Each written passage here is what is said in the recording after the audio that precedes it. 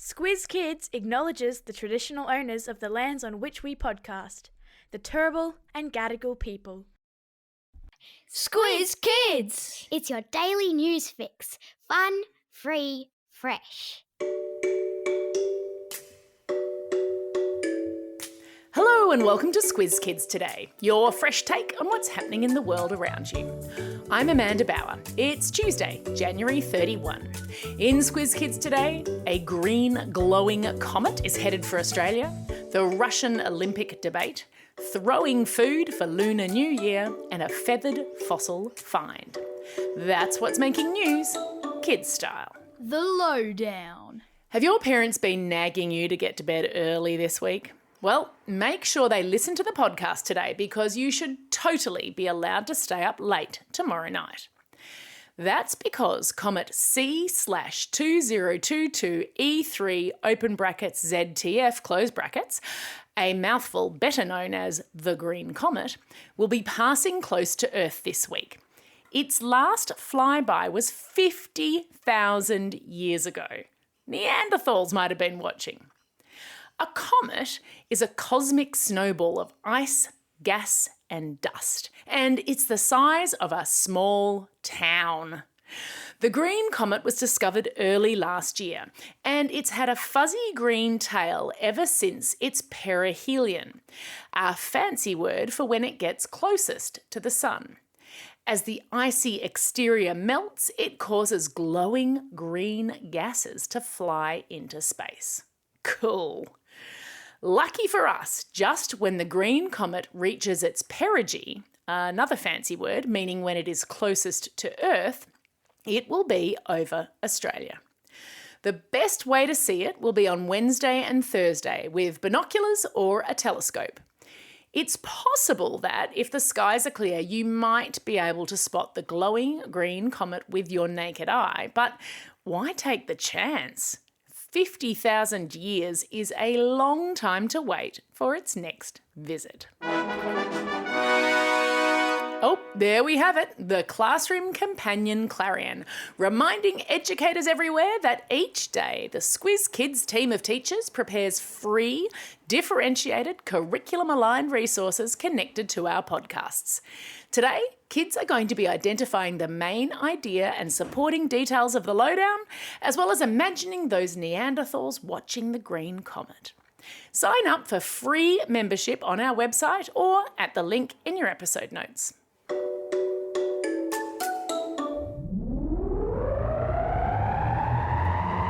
Spin the globe. Each day we give the world globe a spin and find a news story from wherever it stops. And today we've landed in Ukraine, where, unfortunately, the new year has not brought an end to the war with Russia. Yesterday, Ukraine's President Volodymyr Zelensky released a video saying that Russian athletes should be banned from the 2024 Summer Olympics. A few days ago, the International Olympic Committee had said that it would let Russians compete as neutral athletes, meaning that they could take part, but they couldn't wear a Russian uniform, nor march under the Russian flag, nor have the Russian national anthem play if they won a medal, which is pretty similar to how the Australian Open handled Russian tennis players this month.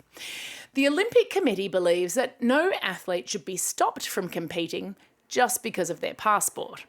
But President Zelensky said that there's no such thing as neutrality, which means not taking a side, in war. Ukrainian athletes, he says, are fighting and dying. He thinks, and the British government, among others, agrees with him, that allowing Russia to compete would send a message to the world that war is acceptable. It's a tricky one. What do you think? Food, glorious food. I'm betting that some of you just looked at each other as if to say, what? We haven't heard food, glorious food on Squiz Kids before. You are absolutely right. We are introducing 4 new segments to the podcast, so keep your ears peeled for more in the coming days. Now, on to one of my favourite topics, food. Millions of people all around the world are celebrating Lunar New Year at the moment. I'll put some deep dive links in your episode notes to learn more, but today I want to talk about the Lunar New Year tradition of throwing food, specifically a dish called yi sheng. Yi sheng is a colourful salad that's served mostly in Malaysia and Singapore during Lunar New Year. It's presented on a big round plate in the centre of your table, and the toppings and dressing are poured over the veggies and fish while you offer each other good wishes for the new year. Then everyone stands up, gets out their long chopsticks and starts tossing the ingredients high in the air.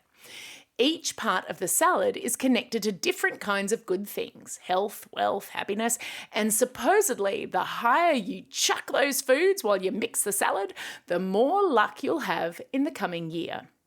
I was part of a big group of 12 people tossing yi sheng last night, and I have to tell you, it was delicious, even if we did get the table very, very messy. And yes, of course, I've put a recipe in your episode notes. Good luck convincing your parents to make it, and happy Year of the Rabbit. Animal Kingdom. Can you imagine a bird that's about the size of a chicken, but with the head of a Tyrannosaurus Rex? A feathered dinosaur fossil found recently in China looks just like that, and it's helping scientists understand how the birds we see in our skies today evolved. Hands up if you already knew that birds are descended from dinosaurs. Our feathered friends are the sole survivors of a group of dinosaurs called theropods, which includes everyone's favourite T-Rex. Theropods are bipedal. Bi means two and ped means foot, so we're talking about dinosaurs that walked on 2 feet. Scientists are trying to figure out exactly how those theropods evolved into the birds we know today. And this new fossil, with its bird body and T-Rex head, is helping to fill in some of the gaps on the bird family tree. I've put a link in your episode notes to a picture and more information. Time for the quiz. This is the part of the podcast where you get to test how well you've been listening. Question number 1. What is C/2022E3ZTF better known as? That's right, it's the green comet. Question number 2. Theropods are bipedal. What does that mean? Well done if you were listening carefully to that. It means 2 feet. And question number 3, which holiday is being celebrated by tossing yi sheng in the air?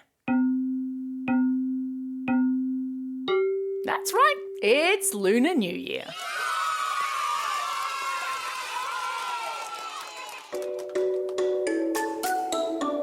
Shout outs. It's January 31, which is, believe it or not, Backwards Day. It's a silly day where you're encouraged to wear your clothes backwards, eat breakfast for dinner, maybe even write backwards like Leonardo da Vinci did.